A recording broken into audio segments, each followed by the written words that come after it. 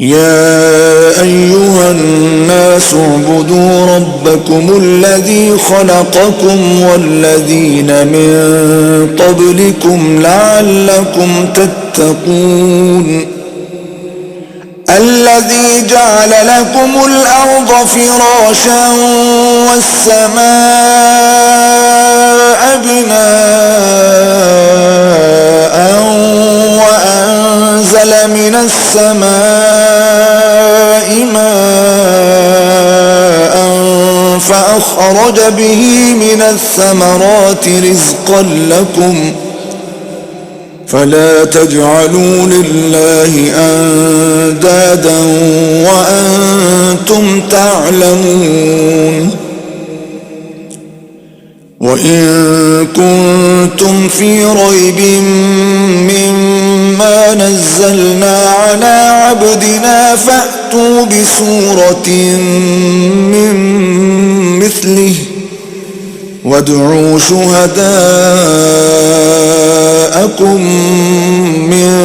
دون الله إن كنتم صادقين فإن لم تفعلوا ولن تفعلوا فاتقوا النار التي وقودها الناس والحجارة أعدت للكافرين وبشر الذين آمنوا وعملوا الصالحات أن لهم جنات تجري من تحتها الأنهار كلما رزقوا منها من ثمرة رزقا قالوا هذا الذي رزقنا من قبل وأتوا به متشابها ولهم فيها أزواج مطهرة وهم فيها خالدون إن الله لا يستحيي أن يضرب مثلا ما بعوضة فما فوقها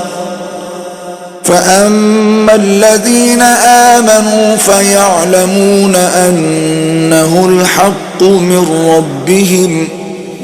وأما الذين كفروا فيقولون ماذا أراد الله بهذا مثلا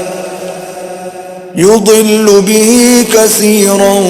ويهدي به كثيرا وما يضل به إلا الفاسقين الذين ينقضون عهد الله من بعد ميثاقه ويقطعون ما أمر الله به أن يوصل ويفسدون في الأرض أولئك هم الخاسرون كيف تكفرون بالله وكنتم أمواتا فأحياكم ثم يميتكم ثم يحييكم ثم إليه ترجعون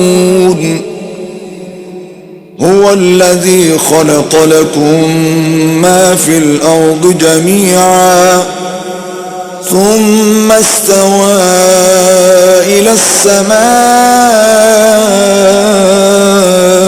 فسواهن 7 سماوات وهو بكل شيء عليم